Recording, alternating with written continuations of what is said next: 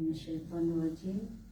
بسم الله الرحمن الرحيم. الحمد لله رب العالمين، والصلاة والسلام على أشرف الأنبياء والمرسلين وعلى آله وصحبه أجمعين. أما بعد، رب اشرح لي صدري ويسر لي أمري واحلل عقدة من لساني يفقهوا قولي.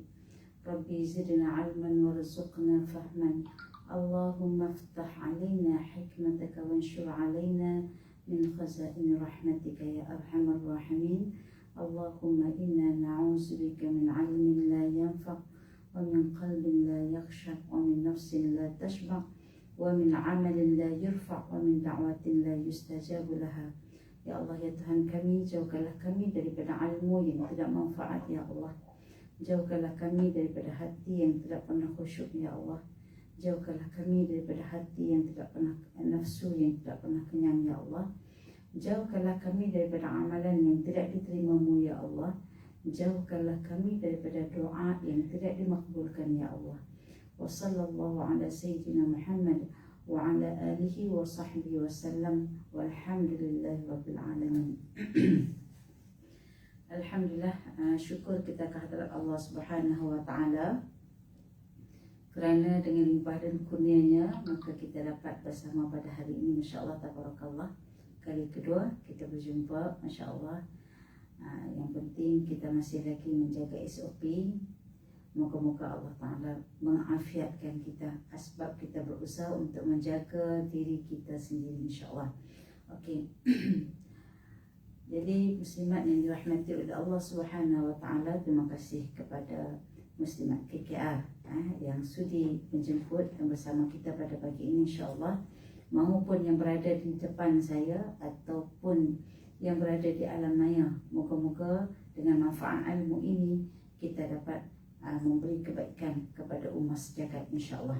Jadi insyaAllah kita masih lagi dengan buku kisah menarik dari Al-Quran, yang mana kali ini dengan tajuknya yang ketiga, iaitu sanggup menipu depan Allah Subhanahu Wa Ta'ala, muka surat ke-8 ya, muka surat ke-8.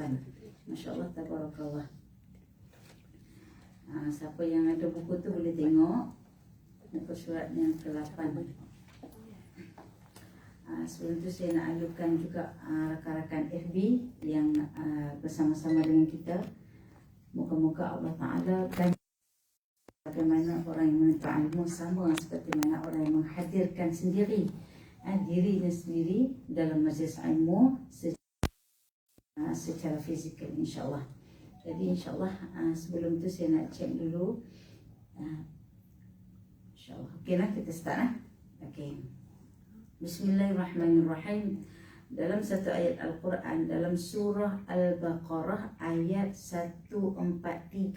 Kalau kita cek dalam buku surah Al-Baqarah ayat 143, kalau siapa boleh buka tafsir, kita buka tafsir. Tapi cerita ini kisah, ada kisah di sebalik kisah ini. Dia bukan asbabun nuzul, tapi ada kisah di sebaliknya. Okey. A'udzubillahi minasyaitonirrajim. Wa kadzalika ja'alnakum ummatan wasatan litakunu syuhada'a 'alan nas wa yakuna ar-rasulu 'alaikum syahida. Wa ma ja'alna al-qiblata allati kunta 'alaiha illa lina'lama man yattabi'ur rasul mimman yanqalibu 'ala 'aqibayhi. Wa in kanat lakabiratan illa 'ala alladhina hadallah wa ma kana Allahu liyudhi'a imanakum innallaha bin-nasi laraufur rahim. Surah Al-Baqarah 143. Dan demikianlah sebagaimana kami telah memimpin kamu ke jalan yang lurus, kami jadikan kamu wahai umat Muhammad sebagai umat terpilih lagi adil, supaya kamu layak menjadi orang yang memberi keterangan kepada umat manusia tentang yang benar dan yang salah. Dan Rasulullah sallallahu alaihi wasallam pula akan menjadi orang yang menerangkan kebenaran keperbuatan kamu. Sebenarnya kiblat kamu ialah Kaabah, dan tiadalah kami jadikan kiblat yang engkau menghadapnya dahulu itu, wahai Muhammad, melainkan untuk menjadikan ujian bagi melahirkan pengetahuan kami tentang siapakah yang benar-benar mengikut Rasul. serta membenarkannya, dan siapa pula yang berpaling tadah berbalik kepada kekufurannya. Sesungguhnya soal peralihan arah kiblat itu adalah amat berat untuk diterima kecuali kepada orang-orang yang telah diberikan Allah petunjuk hidayah, dan Allah tidak akan menghilangkan bukti keimanan kamu. Sesungguhnya Allah Ta'ala telah melimpah belas kasihan dan rahmat kepada orang-orang yang beriman. Okey.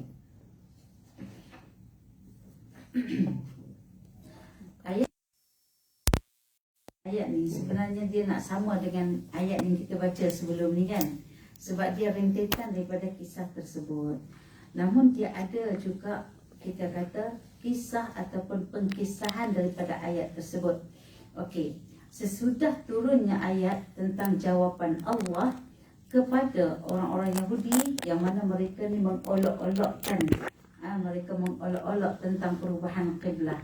Mereka sebenarnya bila masa ketika zaman Rasulullah sallallahu alaihi wasallam, mereka ni zaman Rasulullah, umat Nabi Muhammad masih berkiblatkan kepada Baitul Maqdis. Mereka rasa bangga seolah-olah diikuti, bukan mengikuti, diikuti. Seolah-olah mereka yang benar, seolah menunjukkan begitu. Tengok, kiblat mereka pun kiblat kita. So siapa yang lebih benar sebenarnya? Kita lah yang lebih benar. Macam itulah anggapan mereka. Sehingga sampai satu ketika, apabila Allah Subhanahu Wa Taala turunkan ayat untuk mengubah kiblat yang saya dah cerita pada bulan yang lepas, maka di situ mereka memperolok-olokkan Rasulullah sallallahu alaihi wasallam dan umat Nabi Muhammad sallallahu alaihi wasallam. Perlu diingati, ada hikmah yang sangat besar atas mengapa pada asalnya Rasulullah sallallahu alaihi wasallam berkiblatkan ketika itu, dan para sahabat berkiblatkan Baitul Maqdis kemudian diubah. Yang pertamanya adalah untuk menunjukkan apabila berlaku perubahan yang diperintahkan oleh Allah dalam Al-Quran dan telah disuruh oleh Rasulullah sallallahu alaihi wasallam untuk mengubah kiblat. Di sini satu peristiwa besar yang berlaku, di antaranya untuk menunjukkan siapakah yang benar yang mengikut Rasulullah dan siapakah yang mengingkari Rasulullah sallallahu alaihi wasallam. Mengingkari Rasulullah berarti mengingkari Allah Subhanahu Wa Taala. Kan ada satu ayat dalam ayat Al-Quran dalam surah Al-Baqarah. A'udzubillahi minasyaitonirrajim. Qul in kuntum tuhibbunallaha fattabi'uni yuhibbukumullah. Ayat tu kadang-kadang ustazah ataupun siapa-siapalah selalu bagi ayat tu dikata ayat pengasih. Ya. Katakanlah Muhammad, apabila kamu menyintai Allah maka ikutlah aku. Macam tu. Begitu ayat tersebut, peristiwa tersebut menunjukkan kepada kita peristiwa yang sangat besar. Sebenarnya kita pun terfikir, boleh saja kalau Allah Ta'ala awal-awal lagi nak suruh Nabi Muhammad sallallahu alaihi wasallam dengan ayat untuk terus berkiblatkan kepada Kaabah. Boleh tak? Boleh je, itu kerja Allah. Boleh saja, tapi nak menunjukkan, nak memberi apa saja yang berkaitan tentang Islam, semuanya menjadi sejarah sampai hari ini. So kita akan boleh tahu apa hikmah terbesar, kenapa pada awalnya Allah Subhanahu Wa Taala tidak pun menyuruh Rasulullah sallallahu alaihi wasallam dan para sahabat dalam perintah ayat Al-Quran dan sebagainya untuk mereka ni melihat kepada terus mengarahkan kiblat kepada Kaabah, tapi kepada Palestin. Rupa-rupanya apabila turun ayat diperintahkan kepada Nabi Muhammad sallallahu alaihi wasallam untuk mengarahkan kiblat ke arah Kaabah, terjadi satu peristiwa di mana terbahagi kepada dua puak. Yang asalnya di situ boleh melihat keingkaran orang-orang Yahudi, orang-orang Nasrani dan sebagainya. Orang-orang Yahudi yang ada di Madinah ni sebenarnya mereka ni adalah daripada Yahudi yang pelarian daripada Palestin. Mereka lari, mereka duduk di Madinah bertahun-tahun. Ada 3 puak yang terbesar Yahudi di sana. Yang pertama Yahudi Qainuqa, Yahudi Quraizah dan Yahudi Bani Nadir. Ada 3 puak ni, puak-puak yang terbesar Yahudi, yang mana mereka ni lari daripada Palestin, kemudian mereka menduduki Madinah. Sedangkan Arab pada ketika tu yang ada di Madinah ada 2 Arab, iaitu Arab daripada Aus dan Khazraj, yang pada asalnya mereka ni adalah daripada Yaman, ya, yang berpindah daripada Yaman, maka mereka ni menduduki Madinah. Masa peristiwa Siti Hajar dengan Nabi Ibrahim alaihissalam dihantar ketika itu ke Mekah dan sebagainya, Siti Hajar dan ketika itu di sekeliling mereka tidak ada lagi, tidak ada lagi mana-mana Arab yang ada, dan yang ada penduduk-penduduk setempat di situ sangat sikit, kita katakan sangat sikit. Masya Allah, tabarakallah. Kita berbalik pada ayat ni, maka Yahudi yang ada di Madinah sekarang ni adalah Yahudi yang ada sekarang. Pada zaman Nabi itu adalah Yahudi 3 puak tersebut. Maka mereka inilah yang duk provoke selalu. Jadi ayat tersebut Allah Ta'ala nak menunjukkan kepada kita satu filter. Kita kena faham satu filter. Bila terjadi satu arahan yang terus daripada Allah melalui lisan Rasulullah sallallahu alaihi wasallam, di situ boleh menapis iman seseorang. Apakah mereka membenarkan ataupun mereka terus mengingkari Rasulullah sallallahu alaihi wasallam. Okey, daripada ayat ni. Kemudian kisah di sebalik ayat ni, apabila turun ayat jawapan Allah kepada orang Yahudi tentang mereka mengolok-olok mengenai perubahan kiblat, Allah Subhanahu wa taala turunkan ayat ini pula. Ayat yang saya baca tadi ni, iaitu menunjukkan sebagaimana kedudukan Kaabah yang berada di tengah-tengah bumi, begitulah Allah Subhanahu wa taala meletakkan umat Nabi Muhammad sallallahu alaihi wasallam sebagai umat yang pertengahan. Kalau kita tengok, kita sepatutnya sangat-sangat bersyukur kepada Allah Subhanahu wa taala kerana menjadi umat Nabi Muhammad sallallahu alaihi wasallam. Umat yang buat sikit dapat banyak. Buat amalan sikit je tapi dapat banyak. Umat yang bila dia niat, bila dia berazam, dah dapat dah pahala, ganjaran daripada niat tak buat lagi. Kalau buat, dapat lagi 2. Umat terdahulu tak terdapat di situ. So, contoh kita ni nak masuk dalam bulan Ramadan. Kita ada plan kita sendiri. Kita akan senaraikan apa yang kita nak buat. Buat, tulis itu sebagai satu azam. Azam kita tu dapat pahala. Apa yang kita nak buat dalam bulan Ramadan? Apa target kita dalam bulan Ramadan yang kita nak buat ni? Contoh, aku nak baca Quran 1 hari 1 juzuk.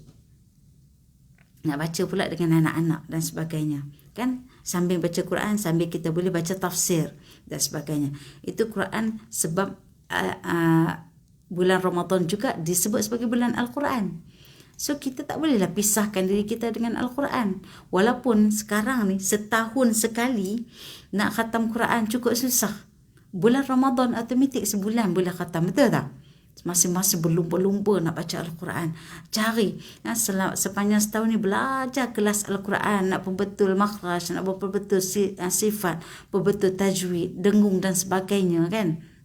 Belajar. Lepas tu tengok pula dekat dalam online, Masya Allah, tabarakallah, supaya persediaan masuk bulan Ramadan, steady je boleh baca Quran. Allahu Akbar, Masya Allah, tabarakallah. Kalau hari lain pun merangkak dalam bulan Ramadan, patah lagi lah. Dah lah lapar. Lepas tu baca pula Quran banyak-banyak. Kering air liur pula. Itu di antara bila kita berazam, kita kena usahalah. Tapi at least kita kena faham, setiap daripada usaha kita tu dah tertulis. Allah Ta'ala perintahkan malaikat untuk menulis dah apa yang kita akan buat. Okey, kita tulis lagi.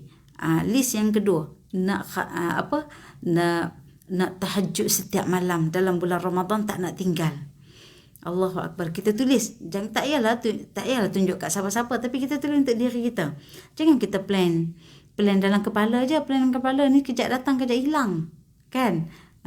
Lepas tu kita tulis dalam buku diary kita, ataupun kita boleh tulis kat kalender rumah kita yang dekat dekat whiteboard rumah kita pun boleh. Kalau anak-anak tengok, mak dah hazam gini, tak apa, bukan untuk tunjuk kat anak, tapi contoh. Boleh jadi contoh. Okey. Tulis lagi apa kita nak buat. Solat witir tak nak tinggal. Mula daripada sekarang. Aku nak mula daripada sekarang supaya bulan Ramadan nanti aku tak tinggal solat witir. Of course. Kan? Tulis lagi. Apa kita nak buat lagi dalam bulan Ramadan. Aku nak puasa penuh. Memanglah wajiblah yang tu kan. Ni tulis perkara-perkara sunat yang hebatnya berada dalam bulan Ramadan. Apa lagi yang kita nak buat dalam bulan Ramadan? InsyaAllah tahun ini aku nak iktikaf. Bila kita nak iktikaf kat mana? Kita sebut dulu secara umum nak iktikaf. Sebut dulu secara umum 10 Ramadan terakhir aku nak iktikaf. Di mana tak plan lagi. Tapi kita dah plan untuk iktikaf. So untuk persediaannya apa? Kalau kita iktikaf di rumah, kita buat satu sudut tempat kita. Satu sudut yang cantik yang kita khususkan untuk kita nak iktikaf. Di situlah tempat kita solat, di situlah tempat kita baca Quran, di situlah tempat kita iktikaf. Okey. Aku lagi azam apa lagi yang kita nak solat tasbih. Contoh kan, nak solat tasbih sepanjang bulan Ramadan. Silakan, tak ada masalah. Maknanya kelebihan umat Nabi Muhammad ini, apa yang dia niat, apa yang dia azam dah tercatat dah dalam buku catatan Raqibun Atid. Jadi Allah Ta'ala perintah malaikat untuk catat. Masuk saja bulan Ramadan, hari puasa pertama kita buat lagi catatannya. Masya Allah, tabarakallah, sebab hamba ku melakukannya. Masuk dalam bulan Ramadan, hari pertama buat, hari kedua buat, hari ketiga tak buat. Sebab apa? Mati. At least pahala kita dapat. Sebab apa? Kita dah plan. Ni orang tanya, plan apa dalam bulan Ramadan? Tak tahulah. Apa nak buat pun tak tahu lagi. Nak cadang-cadang tu nak khatam Quran. Oh, itu yang tak berani nak cakap tu. Jangan kata macam tu, rugi. Pahala ni kena rebut. Niat kita, apa yang kita nak buat tu kena rebut. Macam mana witir kamu nak buat dalam bulan Ramadan? Tak tahulah. Lutut pun longgar. Macam tu lebih kurang kan. Maknanya ingat apa yang kita nak buat dalam bulan Ramadan. Segala niat kita, hebatnya umat Nabi Muhammad yang saya ceritakan di sini, kita sangat-sangat sepatutnya kena sedar nikmat terbesar tu. Kenapa Allah Ta'ala takdirkan kita ni menjadi umat Nabi Muhammad sallallahu alaihi wasallam. Banyak ganjaran yang Allah Ta'ala nak beri kepada kita berbanding daripada umat-umat yang lain. Okey.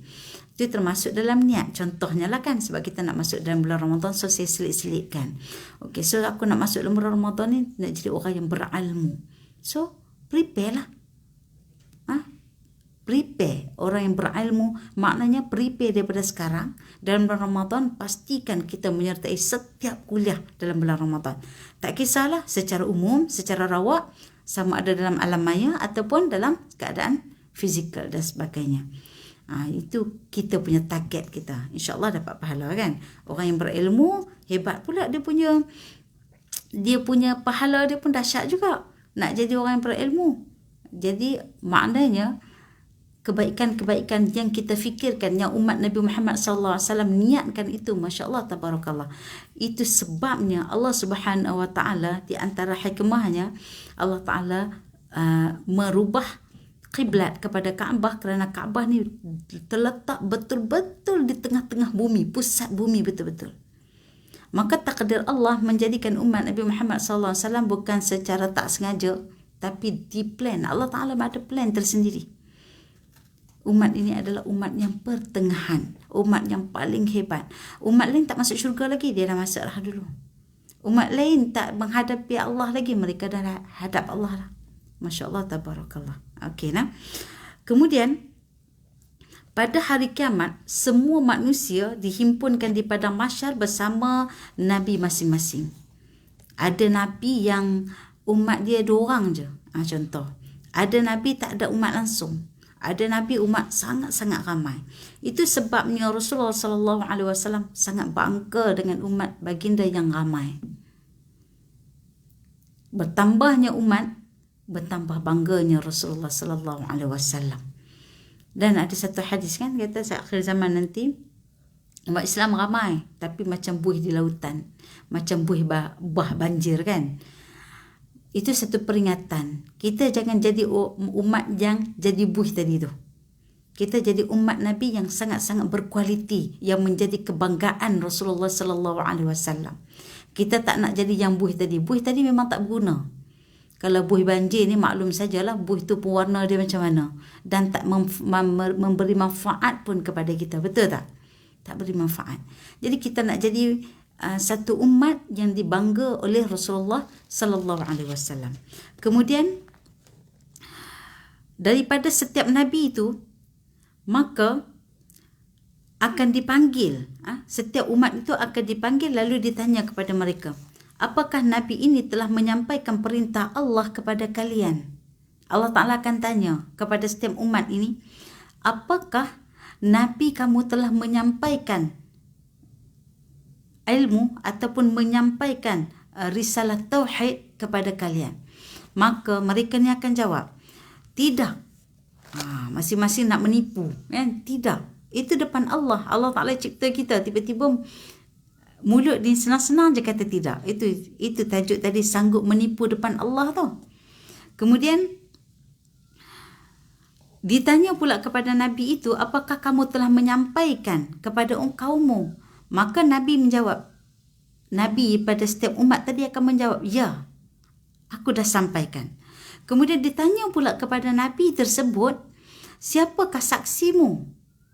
Maka Nabi dia akan menjawab, para Nabi akan menjawab, Muhammad dan umatnya sebagai saksi. Masya Allah, tabarakallah, hebatnya martabat umat Nabi Muhammad sallallahu alaihi wasallam yang Allah Taala angkat sebagai saksi. Hebat tak kita sebenarnya?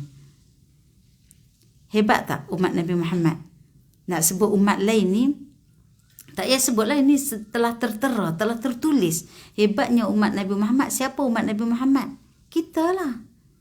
Kitalah umat Nabi Muhammad. Bila Allah Ta'ala mengangkat kita semulia-mulianya, janganlah kita pula menghinakan diri kita sehina-hinanya. Kan? Thumma radadnahu asfala safilin. Kemudian, walaqad karramna bani Adam. Allah Ta'ala, sungguhnya Allah Ta'ala memuliakan anak Adam. Pada ayat yang lain disebut thumma radadnahu asfala safilin. Pada asalnya anak-anak Nabi Adam, khususnya kita kepada umat Nabi Muhammad ni, Allah Ta'ala angkat darjat setinggi-tinggi, semulia-mulianya. Apa dia punya bukti dia? Kerana Allah Ta'ala takdirkan kita ada pada zaman Nabi Muhammad sallallahu alaihi wasallam. Itu bukti dia. Banyak dalam hadis mencatatkan kehebatan ataupun kelebihan umat Nabi Muhammad sallallahu alaihi wasallam yang saya dah sebut dah tadi. Dan di antaranya Allah Taala mengangkat kita dan juga baginda Rasulullah sallallahu alaihi wasallam sebagai saksi bagi umat nabi yang lain. Apabila mereka menipu, kita boleh menjadi saksi. Macam tu. Okey. Apakah benar Nabi ini telah menyampaikan kepada kaumnya? Apabila Nabi tadi, Nabi daripada bukan Nabi-Nabi sebelum Nabi Muhammad mengatakan yang menjadi saksi adalah Muhammad dan umatnya, maka ditanya pula kepada Nabi Muhammad sallallahu alaihi wasallam, apakah kepada umat Nabi Muhammad sallallahu alaihi wasallam, apakah benar Nabi ini telah menyampaikan kepada kaumnya? Maka lantas umat Nabi Muhammad sallallahu alaihi wasallam menjawab, ya. Maka ditanya lagi kepada mereka, daripada mana kalian mengetahuinya? Mereka menjawab, telah datang kepada kami seorang Nabi dan dia telah memberitahu kepada kami, para Rasul telah menyampaikan perintah Allah kepada kaumnya. Daripada mana kita tahu umat-umat terdahulu menerima risalah tauhid? Kalau tanya kita hari ni, agak-agak kita nak jawab apa? Kita tahu kot mana? Orang Kedah kata, tahu daripada mana? Mai kot mana? Yang kita ni tahu bahawa umat terdahulu telah pun mendapat risalah tauhid daripada Nabi masing-masing. Kita ni tahu daripada mana? Kita tahu daripada khabarnya Rasulullah sallallahu alaihi wasallam mengkhabarkan kepada kita dengan melalui hadis-hadis, melalui ayat Al-Quran dan sebagainya, bahawa Rasulullah sallallahu alaihi wasallam bagi tahu apa kepada kita? Bagi tahu kepada kita bahawa Allah Subhanahu wa taala telah mengutuskan para rasul semenjak daripada zaman Nabi Adam alaihi salam, adalah tujuannya untuk menyampaikan risalah tauhid kepada semua para umat mereka. Apakah itu satu kebohongan? Rasulullah sallallahu alaihi wasallam tidak akan menyampaikan sesuatu yang bersifat bohong. semua kalam Allah, kata-kata kalam Rasulullah sallallahu alaihi wasallam, khabar Rasulullah sallallahu alaihi wasallam adalah semuanya wahyu daripada Allah. Kadang-kadang kita tengok ada ayat Al-Quran kan, kemudian Allah Ta'ala ada ayat Al-Quran yang perlu diterangkan dengan hadis. Ada ayat Al-Quran yang di kesinambungannya pergi kepada hadis Qudsi. Hadis Qudsi itu adalah firman Allah yang dicatat di dalam hadis tetapi tidak ada dalam Al-Quran. Itu dikata firman Allah catat dalam hadis, dipanggil hadis Qudsi, hadis yang suci. Masya Allah, tabarakallah. Itu kata-kata Allah. Maka kita sebagai saksi, kita akan kata, ya, Rasul kami yang bagi tahu dekat kami, Rasul kami yang bagi tahu dekat kami bahawa Rasul-Rasul terdahulu diutuskan menyampaikan risalah kepada umat. Of course lah kami menjadi saksi, betul tak?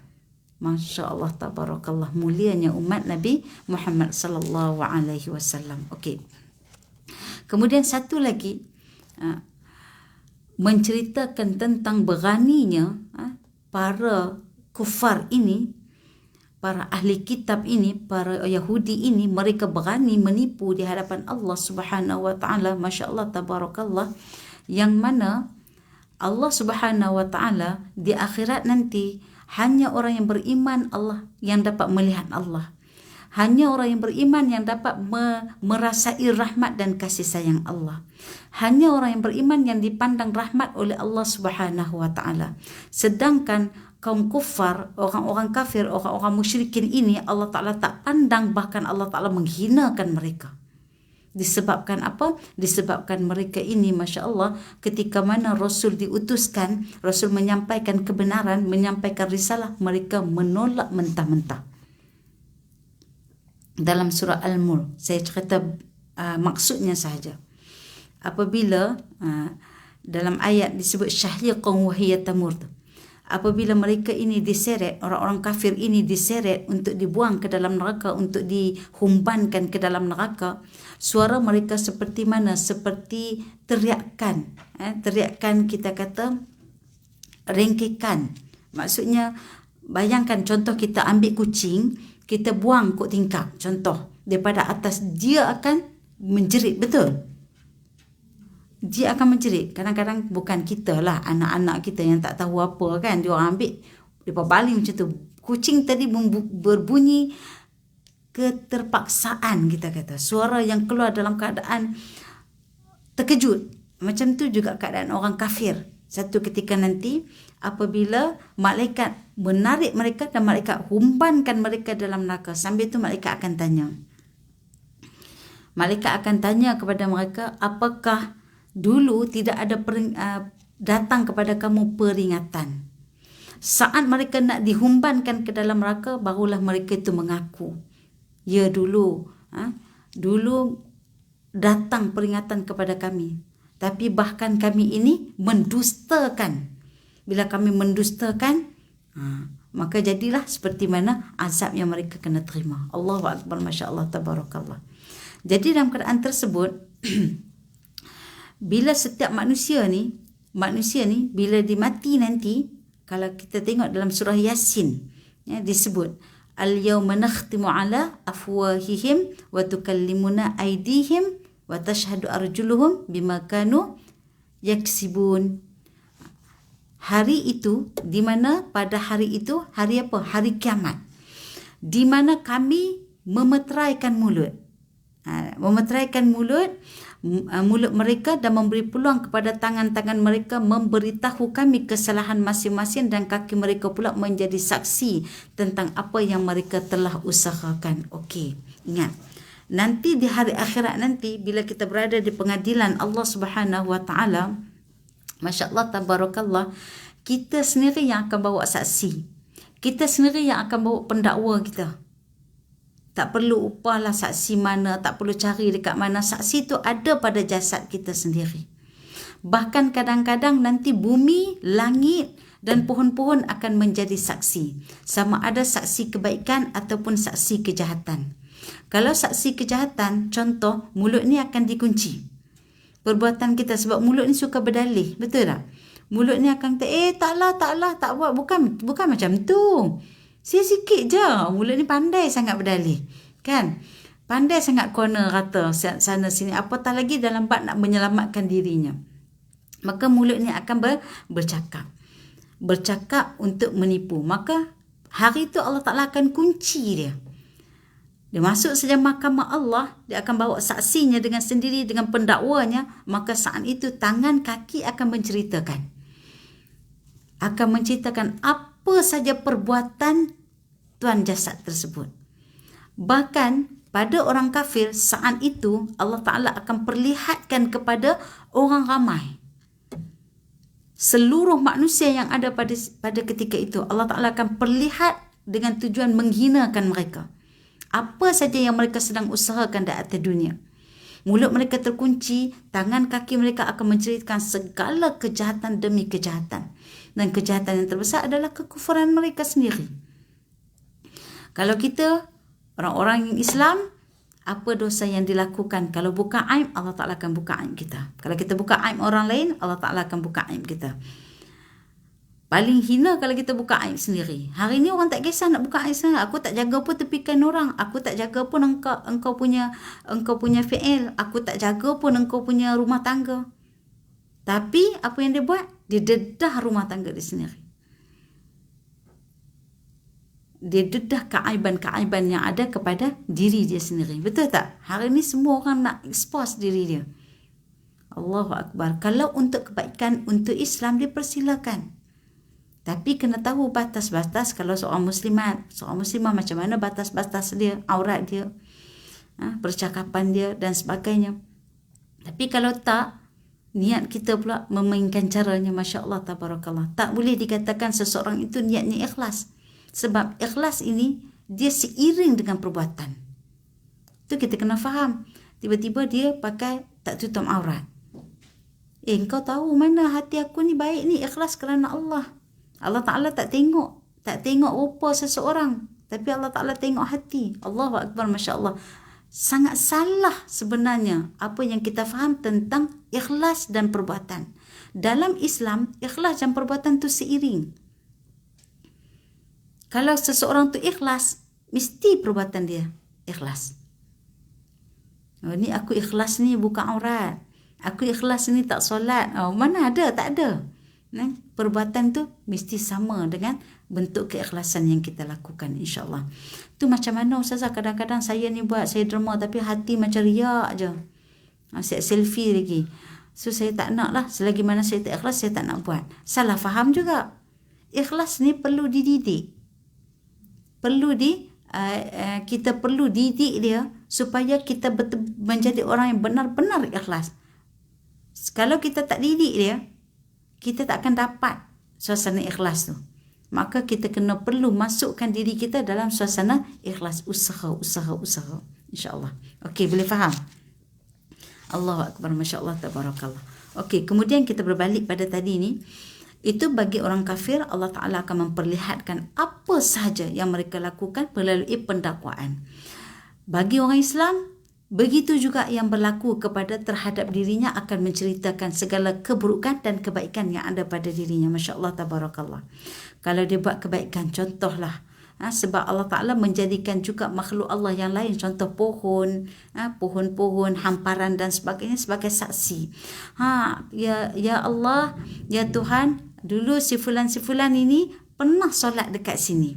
Dulu si filan ini pernah berqasidah di sini. Dulu si filan ini dia duduk dekat sini, dia selawat selalu. Dia tak membawang dekat sini. Dekat sini memang pot dia untuk dia berselawat.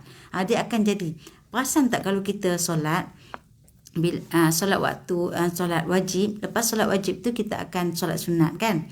Perasan tak bila orang nak solat sunat, selalu kita tengok, kenapa dia ubah tempat? Perasan tak? Dulu mesti kita tertanya-tanya, kenapa dia ubah tempat? Itu sebagai bentuk penyaksian. Ni selalu si fulan ini dia solat sunat di sini. Ini jadi saksi kepada Allah. Itu di antaranya hikmah kenapa orang suka pindah-pindah. Itu kita dalam rumah kita, walaupun kita ada pot untuk kita nak beribadah kepada Allah, tapi sekali-sekala masuk bilik anak, hampa sejadah semayang dalam bilik dia. Sekali-sekala masuk bilik belakang. Sekali-sekala jangan masuk toilet pula. Masuk bilik-bilik yang bersih untuk kita menunaikan solat, supaya nanti seluruh rumah kita tu menjadi saksi. Tempat tuan jasad ini rajin bertahajud. Tempat ini, jasad ini rajin berzikir. Tempat ini rajin baca Quran dekat sini dan sebagainya. Jangan pula dikhabarkan nanti tempat ini membawang. Tempat ni pun sama, membawang juga. Tempat ni laranya, Tuhan aku ya Allah. Tempat ni tak ada yang jadi saksi. Tempat ini bukan tempat untuk dia tahajud pun. Dia tak pernah pun bertahajud. Dia bangun datang je kat tempat ini, dia tengok WhatsApp, dia fitnah orang ni wal'ayazubillah. Berhati-hati dengan pendakwaan yang dilakukan jasad kita. Tidak ada kompromi, tanpa bayaran. Semuanya akan ikhlas menceritakan kepada Allah Subhanahu wa taala. Allahu akbar, masya-Allah, tabarakallah. Ini yang kita takut kan? Sebab apa? Mulut ni dah tak boleh membela dah. Mulut ni dah tak boleh nak cerita dah, tak boleh nak berdalih dan sebagainya. Semua akan menceritakan kepada Allah dengan suasana yang sangat-sangat jujur. Allahu akbar, masya-Allah, tabarakallah. Apatah lagi tentang kisah orang-orang kafir tadi. Masya-Allah, tabarakallah. Okey, kita masuk pada ayat yang kedua. Ayat yang tajuk yang keempat, iaitu sumpah palsu, muka surat 11. Boleh tengok. A'udzubillahi minasyaitonirrajim.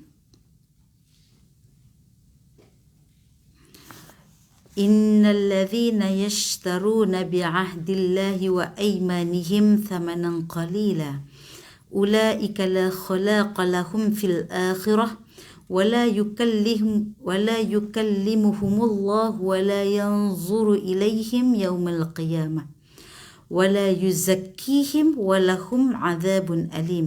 Surah Ali Imran ayat 77. Okey, boleh kalau siapa yang nak cek dia punya tafsir, tapi hari ini bukan kita nak baca tafsir sebenarnya. Kita nak baca kisah di sebalik ayat ini. Dia bukan asbabun nuzul, tapi ada kisah, ada cerita di sebalik ayat ni. Okey. Dia punya makna dia, sesungguhnya orang-orang yang mengutamakan keuntungan dunia yang sedikit dengan menolak janji Allah dan mencabuli sumpah mereka, mereka tidak akan mendapat bahagian yang baik pada hari akhirat.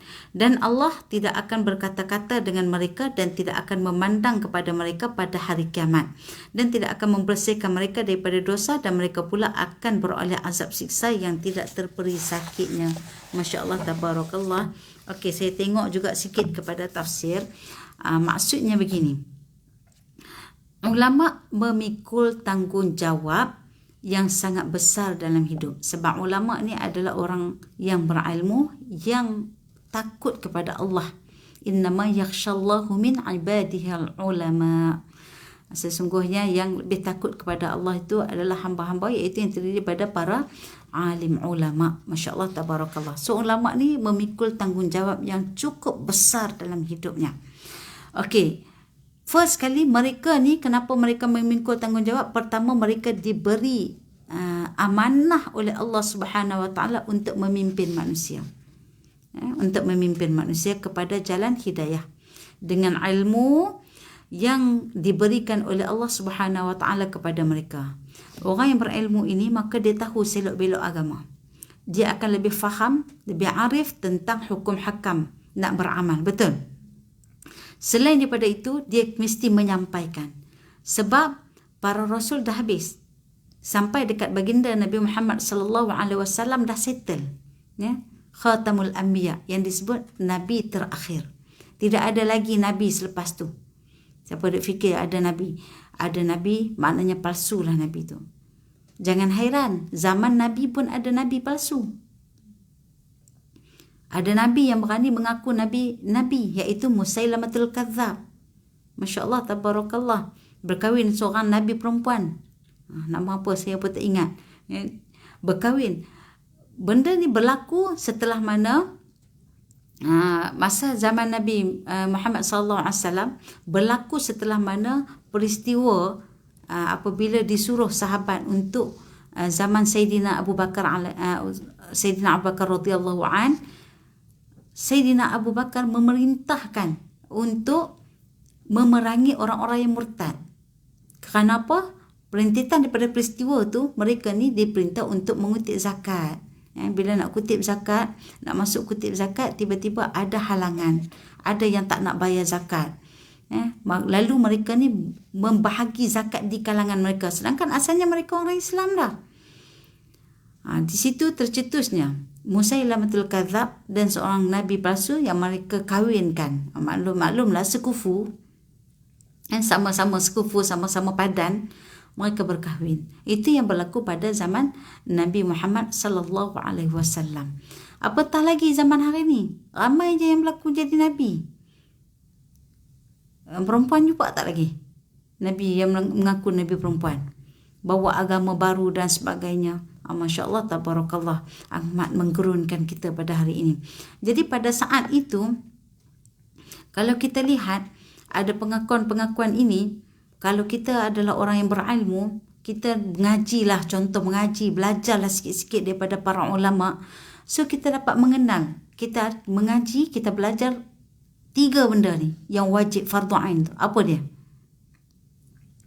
Yang kita belajar, yang wajib waktu sekolah kafar tu kita belajar apa? Fardu ain. First kali apa? Akidah. Kan? Akidah iaitu pegangan kita dengan Islam ini. Inna ad-dina 'indallahi al-Islam. So kita kena belajar betul-betul bab akidah supaya bila datang nabi-nabi latest ni, ada nabi-nabi yang mengaku jadi nabi, kita tahu dah tu bukan nabi. Tapi kalau akidah tak kuat, nampak macam kata-kata dia, cakap dia, Arab dia, masya-Allah. Betul nabi kot. Sebab kita tak tahu. Kan kita tak ada akidah, kita tak kuat. Jadi kita boleh jadi terpesong. Dia baca sikit ayat-ayat, dia baca ayat-ayat yang lebih kurang macam ayat Quran, Allah cepatnya terpedaya. Wal'ayazubillah. Ramai para intelektual di sana yang terpedaya. Ada. Sebab apa? Dia intelektual tapi di segi lain. Sedangkan fardu ain dia tidak intelek. Dia bukan orang yang berilmu, bukan orang yang memegang dengan akidah sebaiknya. Kedua adalah fiqh. Bagaimana kita nak beramal? Hukum hakam kita nak faham bagaimana untuk kita beramal. Kalau kita tak tahu, solat kita boleh jadi pincang. Amalan-amalan kita yang lain boleh jadi pincang. Zakat boleh jadi tak bayar dan sebagainya. Jadi macam mana amalan kita tu? Kita nak jadi orang yang berilmu. Itu maknanya bila disebut alim ulama ni sepatutnya orang yang paling takut dengan Allah, orang yang paling dekat dengan Allah. Jadi mereka ini, Jadi mereka ini kalau kita tengok keupayaan mereka bergantung bukan hanya kepada ilmu, mesti kepada kefahaman juga. Itu yang sebab kita mohon kepada Allah dengan ilmu yang kita dapat. Contohnya pada hari ini, first paling kita mohon kepada Allah adalah Allah mafaqihni fid din. Ya Allah, fahamkan aku dengan agama. Bukan sekadar aku tahu saja, tapi fahamkan aku dengan agama. Bila kita faham dengan agama, kita akan lebih takut dengan Allah. Kita akan lebih dekat dengan Allah. Tapi kalau kita hanya melakukan amal ibadah tanpa kita faham, tanpa kita ada ilmu, kita jadi akan mudah jemu. Dan kita akan diterpesong, akan diperdaya oleh syaitan. Okey, kamu nak solat malam, setiap malam bangunlah. Bangun, solat tahajud dan sebagainya, tidur-tidur subuh tak jaga. Mana yang kita dahulukan? Yang sunat kita dahulukan. Kita pentingkan tahajud, sembahyang subuh gajah. Mana sebenarnya kita tak fahamlah konsep dia tu.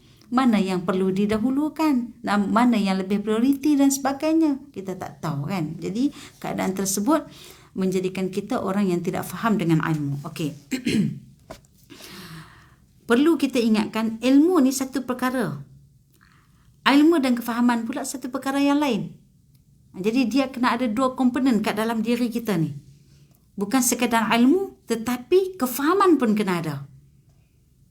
Kalau hanya ada ilmu, di negara-negara Arab, ada yang mengajar tafsir Al-Quran, tapi mereka itu orientalis. Ada yang mengajar tafsir, dia seorang doktor mengajar tafsir, menjadi pensyarah dalam universiti dan sebagainya, tapi dia adalah Kristian. Tapi belajar tafsir Al-Quran, hafal satu buah Al-Quran.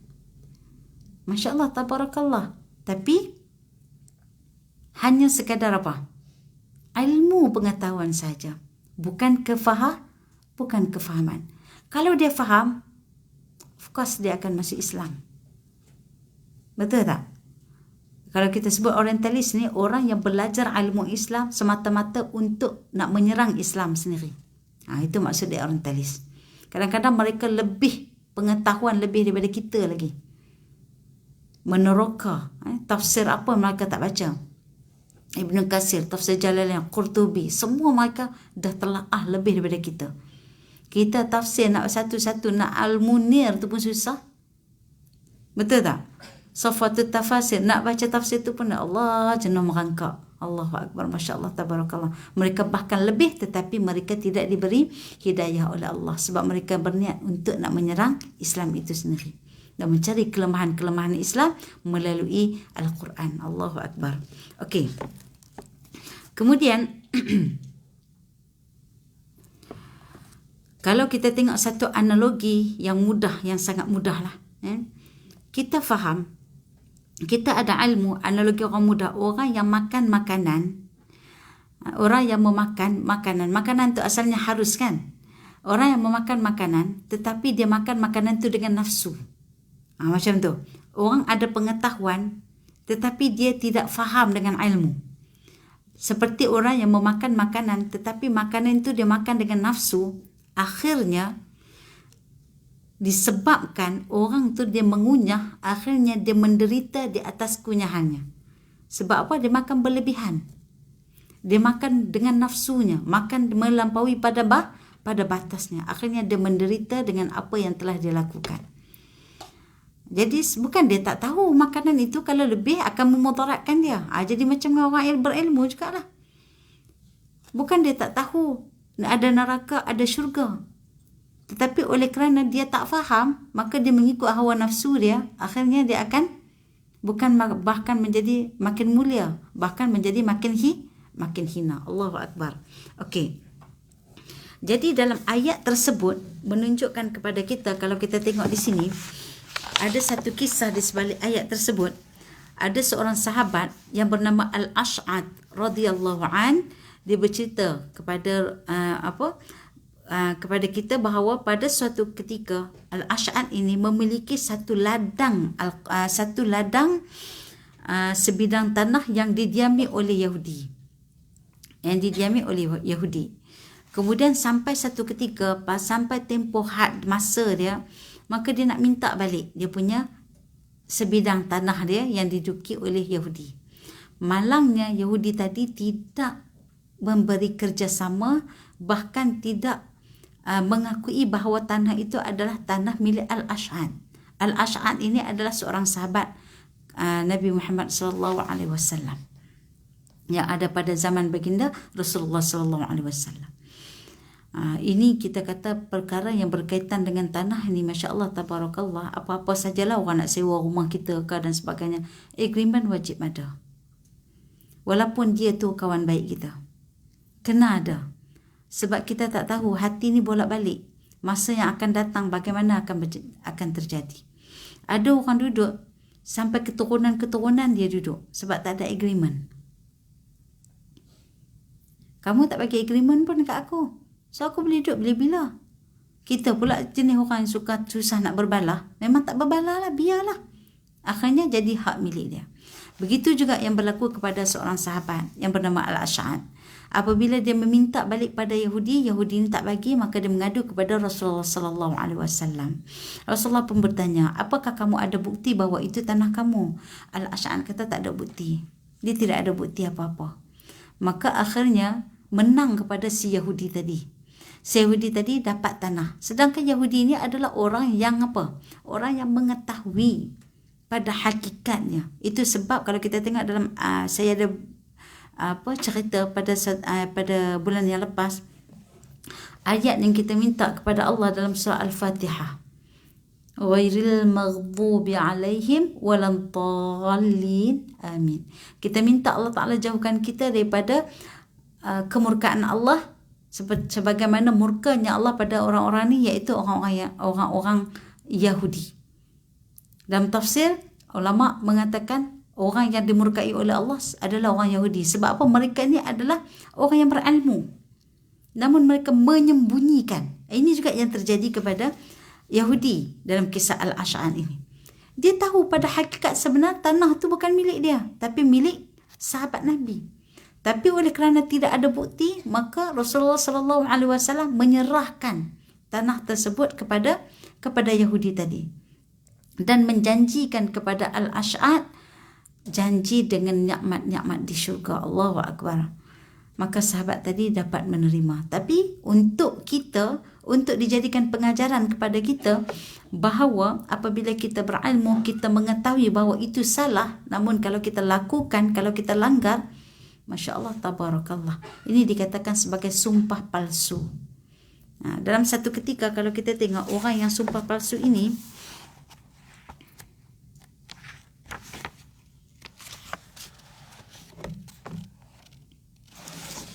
orang yang membuat sumpah palsu ini bahawa adalah satu perkara yang sangat-sangat Allah Ta'ala tak suka. Kalau kita tengok dalam tafsir Al-Muttaqin, kalau kita boleh ambil daripada rumusannya, mereka ini tidak mendapat sebarang bahagian di akhirat. Itu janji daripada orang yang sumpah palsu, iaitu hari yang abadi dan tiada penamatnya kepada orang-orang Yahudi tadi ni, yang melakukan perkara sedemikian. Sebab apa? Mereka ni lebih mengutamakan keuntungan dunia. Satu ketika dulu, sebelum munculnya ideologi sekularisme, satu ketika dulu dalam Itali, Rom dan sebagainya, Parsi dan sebagainya, diperintah oleh golongan Yahudi, pendeta-pendeta agama Yahudi. Namun mereka ini mengambil kesempatan dengan apa yang mereka miliki, ilmu yang mereka miliki, mereka mengambil kesempatan untuk menjana, menjana pendapatan mereka sendiri. Mereka duduk dalam negara-negara, mereka menjana pendapatan untuk kita panggil perut mereka sendiri, perut keluarga-keluarga mereka sendiri. Sehingga berlaku penindasan yang sangat-sangat dahsyat kepada rakyat yang ada di bawah mereka. Di situlah bertitik tolak, daripada situlah timbul satu gerakan radikal daripada rakyat ini. Mereka menjatuhkan pemerintahan Yahudi daripada pendeta-pendeta agama tadi ini, menjatuhkan ke bawah. Maka mereka naikkan satu bentuk pemerintahan sekularisme bagi menghalang perbuatan-perbuatan pendeta Yahudi. Namun sekularisme mereka juga tidak betul, bahkan lebih dahsyat daripada tu. Lalu mereka bawa dalam sistem pemerintahan di seluruh dunia. Masya Allah, tabarakallah. Malaysia tidak terkecuali. Kan banyaklah kalau kita belajar sikit tentang sejarah dan sebagainya. Okey. Kemudian janji Allah kepada mereka, orang-orang Yahudi ni, yang kedua, Allah Ta'ala tidak akan bercakap dengan mereka. Allah Ta'ala tak cakap, sedangkan orang mukmin ini dapat bercakap dengan Allah, dapat melihat muka Allah, dapat bersua dengan Allah Subhanahu Wa Ta'ala. Dan yang seterusnya, Allah Ta'ala tidak akan melihat dengan pandangan rahmat, sebagaimana yang saya sebut tadi. Dan dosa mereka tidak akan diampuni oleh Allah Subhanahu Wa Ta'ala, selama-lamanya tidak akan diampuni oleh Allah Subhanahu Wa Ta'ala. Kerana apa? Kerana mereka dahlah kufur.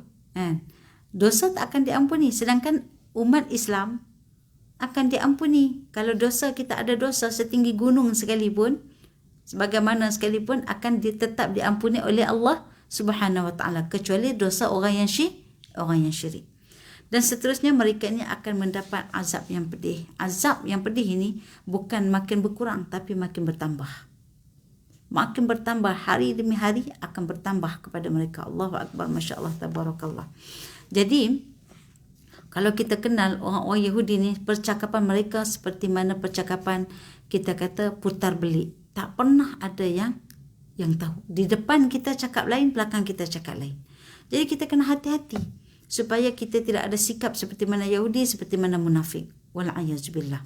Agar dengan sikap kita itu, kita tidak diazab oleh Allah Subhanahu Wa Ta'ala. Kemudian kepercayaan orang Yahudi ini bahawa orang yang selain daripada Yahudi adalah rendah dan kotor. Jadi mereka menganggap, merampas tanah tadi ni, merupakan satu perkara yang tidak berdosa di sisi mereka. Milik orang akan jadi milik mereka. Darah orang akan halal apabila dibunuh dan tidak akan memberi kesan dosa kepada mereka. Itu sebab apa yang berlaku hari ini, apa yang mereka lakukan hari ini, mereka tak asal salah. Tetapi apabila terjadi sesuatu di kalangan mereka, bangsa mereka, dan dilakukan oleh orang lain, bayangkan bagaimana mereka bising. Kan kita dapat lihat hari ini dia punya kenyataan-kenyataan yang berlaku pada hari ini terhadap orang Yahudi yang mendiskriminasikan bangsa-bangsa lain selain daripada bangsa Yahudi. Allahu Akbar, Masya Allah. Kemudian maknanya perkara ini bukan berlaku pada hari ini saja, bahkan berlaku dalam kisah Al-Ash'ad tadi yang kita baca. Kan dirampas, diambil tanah tersebut, maka akhirnya dia mengaku kata hak dia.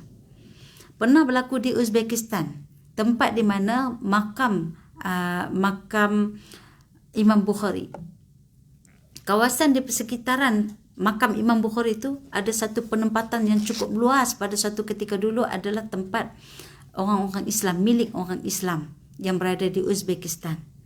Tapi sampai satu ketika mereka dijajah oleh Soviet, maka dirampas kembali tanah tersebut, diduduki oleh sebahagian daripada orang Yahudi yang sangat banyak. Maka di bawah tu rupanya makam-makam para syuhada.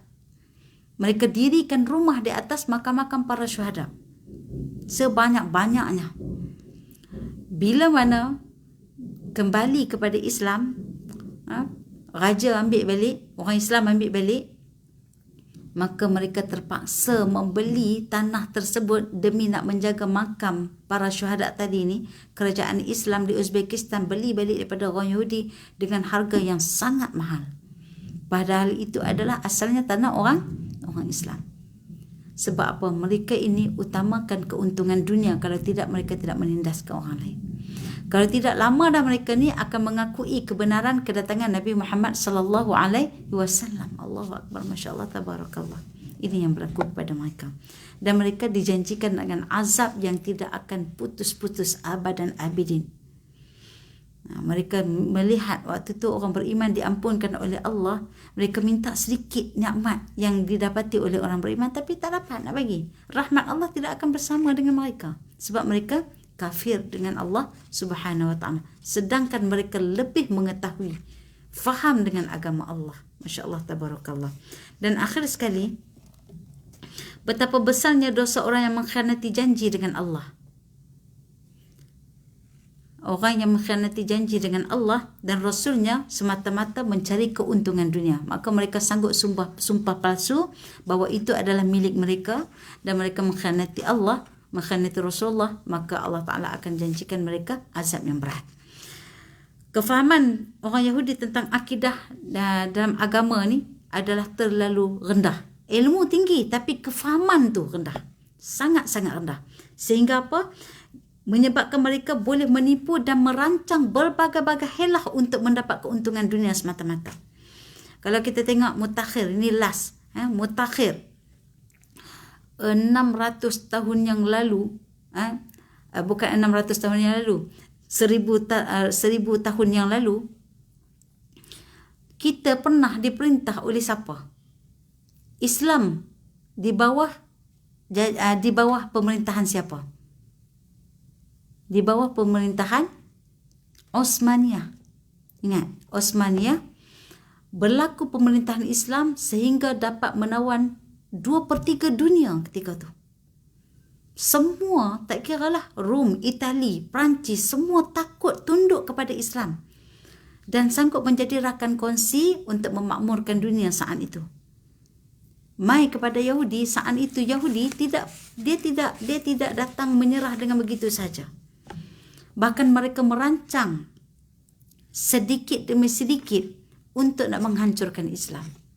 Sampai ke tempat Sultan Muhammad Al-Fatih, yang mendirikan, yang membuka Konstantinopel ketika itu. Masya Allah, Tabarakallah, sangat hebat, menawan 2/3 dunia. Kemudian selepas daripada itu ada lagi kita kata sultan-sultan yang mengganti, sehingga akhirnya dengan Sultan Abdul Hamid. Masya Allah, Tabarakallah. Sultan Abdul Hamid merupakan kerja keras daripada Yahudi untuk meruntuhkannya, sedangkan kisah Sultan Abdul Hamid adalah sultan yang kedua terkuat selepas Sultan Abdul Hamid, Sultan Al-Fatih. Diruntuhkan oleh tangan-tangan Yahudi ni, masya-Allah tabarakallah. Akhirnya habis, kita kata habis empire Islam. Mereka Yahudi ni bukan mereka merancang lela tu. Mereka merancang sejak dulu lagi. Nak melahirkan seorang Yahudi yang benar-benar bencikan Islam, maka mereka akan mula dengan keturunan. Kahwinkan orang Arab dengan Yahudi dan sebagainya. Lahirlah anak-anak walaupun bangsa Arab, tapi Yahudi totok tu ada kepada mereka. Begitu juga yang berlaku kepada Mustafa Kamal Atatürk. Di situ habis, runtuh negara Islam saat itu. Allahu Akbar. Bukan salah kepada sultannya sahaja, bahkan ini merupakan daripada sudut lain merupakan kerja keras daripada orang-orang Yahudi. Itu Allah Ta'ala marah sebab mereka tahu kebenaran tetapi mereka mengingkari kebenaran tersebut. Jadi kita ni kalau boleh seboleh-bolehnya jauhkan. Kalau boleh apa saja yang berkaitan dengan Yahudi ni, kita kena pegang sungguh-sungguh Islam kita di akhir zaman ini, insya-Allah. Jadi untuk dua tajuk ni, moga-moga dapat memberi manfaat kepada kita untuk kehidupan kita di masa hadapan. Yang baik itu daripada Allah, yang lemah itu daripada diri saya. Hakikat kedua-duanya adalah daripada Allah Subhanahu Wa Taala. Akhir kalam, wabillahi taufiq wal hidayah. Wassalamualaikum warahmatullahi wabarakatuh.